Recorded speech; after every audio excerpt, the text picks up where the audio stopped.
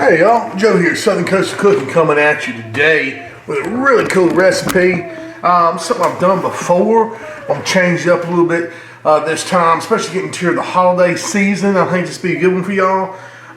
If you go in your grocery, your local grocery, maybe your Costco or something like that, or your club, you can find USDA Prime, or if not Choice, strip loins. At least right now, found some pretty good deals. USDA Prime for around 9 something a pound. So that's really nice.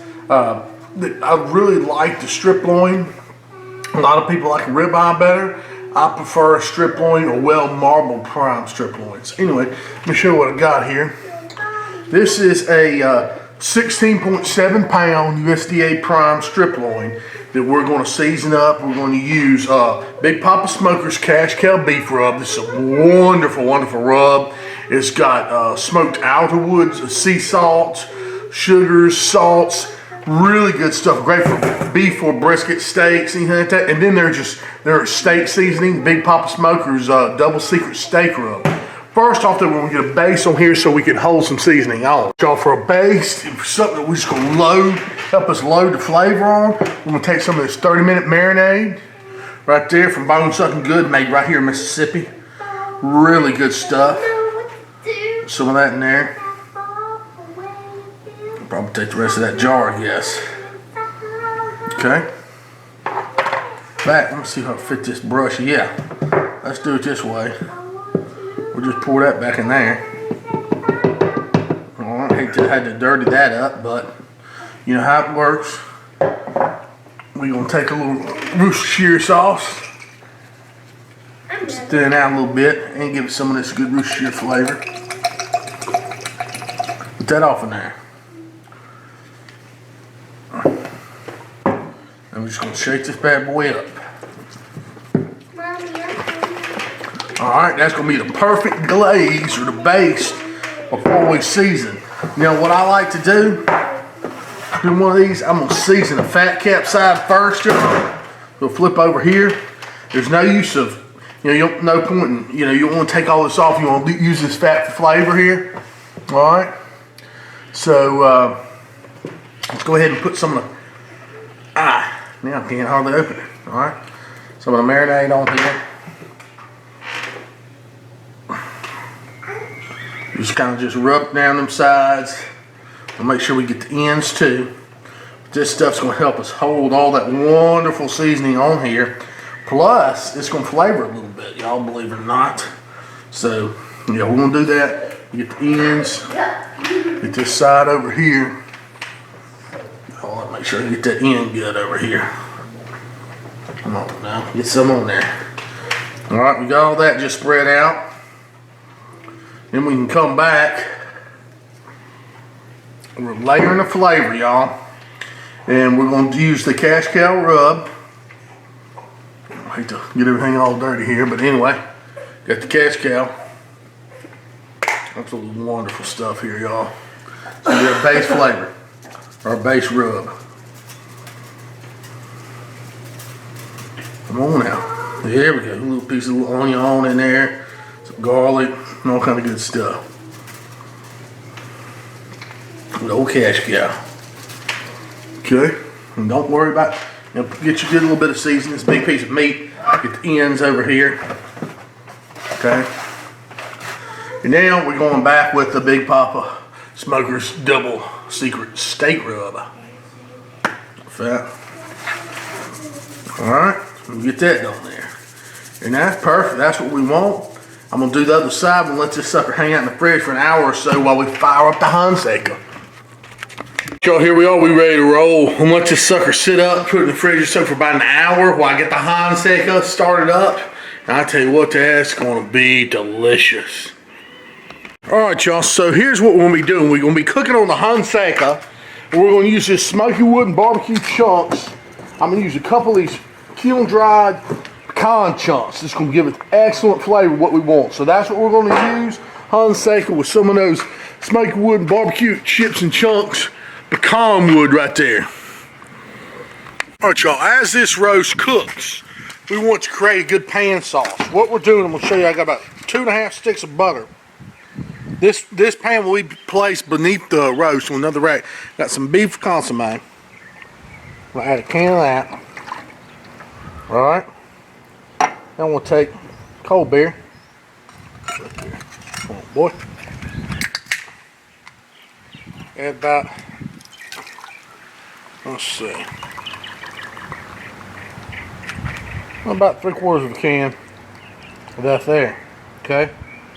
We're gonna take some of this Perrines, a wonderful oyster bed, come in this wonderful compound butter seasoning. We're gonna put some of that off in there. Okay. And this is gonna catch with this catching some of them drippings and everything else. It's gonna make for a wonderful sauce later. All right, y'all, I just got that bad boy put on the Hunsaker. I put that sauce that we're making on the second rack underneath where we put the big roast. Y'all come here and show what we're working with now. Look at that. Is that not gorgeous right there? Look at that beauty right there. I got a probe put in it. All right, we're letting that sucker rip. And I put my thermometer signal probe right there. Well, that's how we're gonna watch it. We don't want that sucker to get above 120, y'all. We rolling low and slow. All right, y'all, so we've been cooking this since about 1:45. It is now 4:12. So it's about a little over 2 hours. We're reading 95 degrees in the center. Now, when we started out low, around 200 degrees or so, 225-ish for about the first hour. Then I cranked it to about 250. Now it's crept up to 300. I want y'all to take a look at the roast. This thing of beauty, I tell you. But just take a look at it, all right? What I want to do, I'm going to get a little towel and get some of those little pooled spots up, but I want to crank it up a little bit now to let it crust up. So what I will do is push this open right there.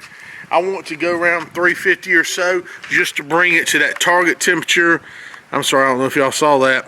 I opened the vent up there, and I'll show you what I'm doing down here. But this is really kind of just for my area. I've got on run, so that should be just fine. Sometimes I kick it a little bit toward there, toward the stop to crank it down, but I want to get a little bit hotter. So we're going to open that valve up on top, try to run this around 350 or so, maybe for the last 30 minutes, just to crust it up a little bit. Y'all here for the last 10 degrees or so, I've got the pit wide open. It's running 350 right now, but should get a little bit hotter. We're at 109.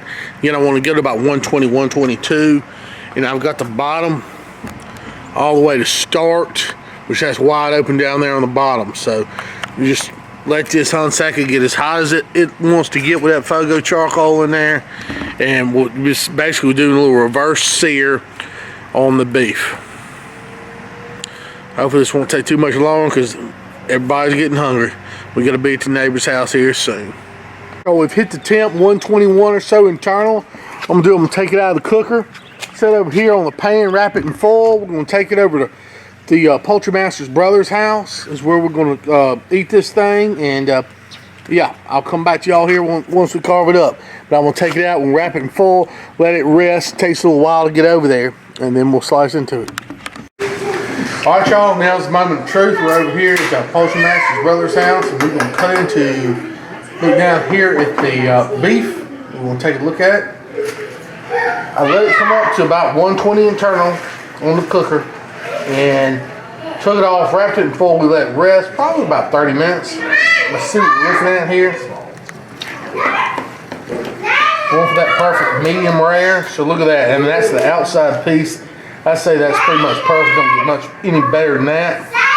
I'm gonna cut these, in about 1-inch steaks.